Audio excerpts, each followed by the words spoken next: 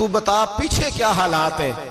تو حضرت علی کہنے لگے تمہاری بیویوں نے اور نکاح کر لیے، تمہارے دوستوں نے نئے دوست بنا لیے، تمہاری اولادوں نے تمہارے بغیر جینا سیکھ لیا، تمہاری جائیدادیں بٹ گئیں، تمہارا پیسہ تقسیم ہو گیا۔ پہلے تو کوئی تمہارا نام لیتا تھا، اب تو تمہارا ذکر ختم ہو گیا ہے، اب تو ایک دو نسل تک تمہارا ذکر تھا، اب تو تمہیں یاد ہی کوئی نہیں کرتا۔ کہتے ہیں لوگ یہاں کوئی رہا کرتا تھا، یہاں کوئی ہوا کرتا تھا، اب تو تم قصہ پارینہ قصہ ماضی ہو گئے۔